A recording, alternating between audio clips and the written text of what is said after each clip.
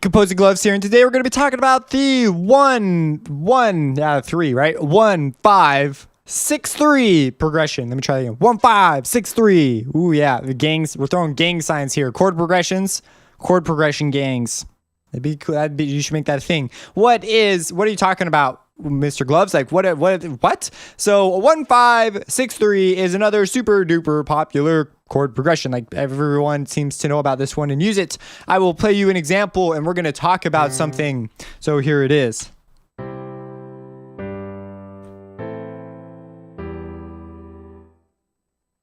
What? It just ends like that? Yep, it does. What does this mean? Well, first off, this makes it exceptional at looping. Like just so good at looping. For example, we could just select these two measures and I want these measures too. Okay, and repeat it, and watch this. It just loops and loops, and it's just so great like that.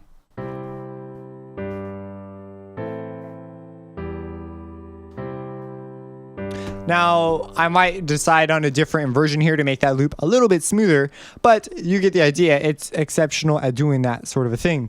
So it doesn't sound done when you reach the end. So what another great use for this is you could put it at the beginning and then, play a phrase, and then you could use a more final chord progression to end it.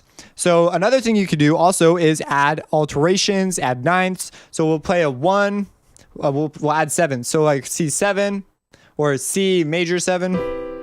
We'll go to D7. And then we'll go to G7. I think I said D. I meant G. And then we'll go to the 6.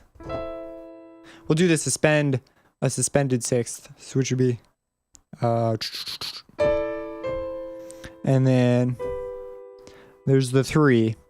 And then if you go back to the 1, it sounds like relatively done. So okay, let's do it one more time.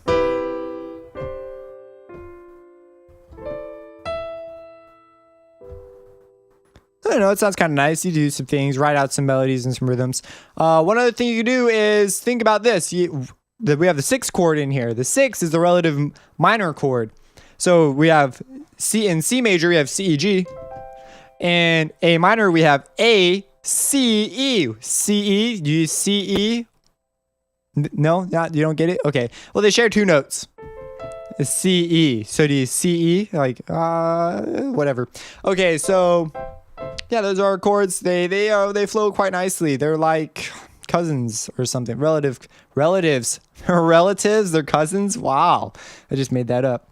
Okay, so let's try that. So so what does this mean? Well, it means it sounds more like the 1 chord the 6 does. So if we switch the 3 and the 6, it lends itself nicely to another chord movement. So if we switch the 3 and the 6, we will get a very nice sort of a better resolve. Not better resolve, just different resolve, just by moving them around.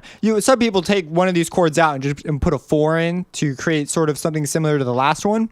But we already covered the 1 5 4, the 1 5 6 4. So this is sort of like an alternative, and you might switch them out in between.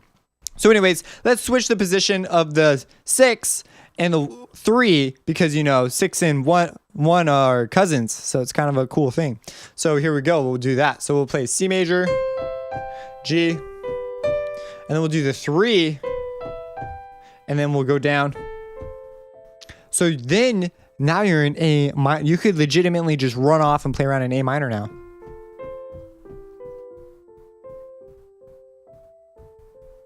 See, now we can resolve to A minor. Ooh, that's pretty cool. So you could switch those around and pull that move.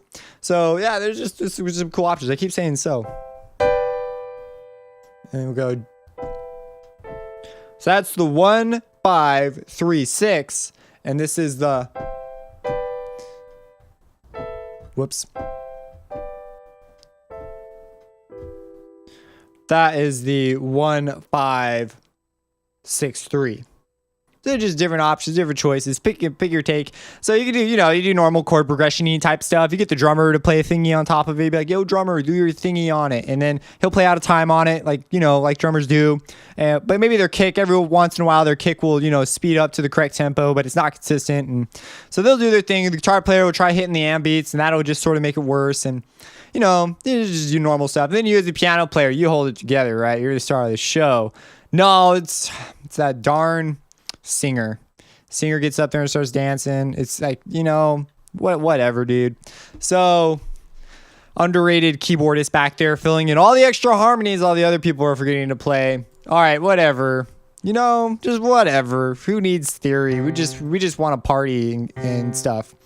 So anyways, that's the 1563. Make a track with it. Drop it down below in the comments if you decide you want to do something like that. And then people who view this video will see it. Maybe if it's good, people will like it and be like, yeah, it's a cool track. Or maybe they'll criticize you for doing something really wrong. I don't know. Subscribe and have a blessed day. Composing Gloves here. And today we're going to be doing sound design with FM8. So this is a follow-up series. This is also consequently the first one. I always make the sub-bass the first one, or at least I try to. This is a series on making patches with FM8. So we're not going to talk about what stuff does, or we're not going to talk about basic synthesis or digital audio synthesis or any of that jazz. That's all stuff that I have entire series.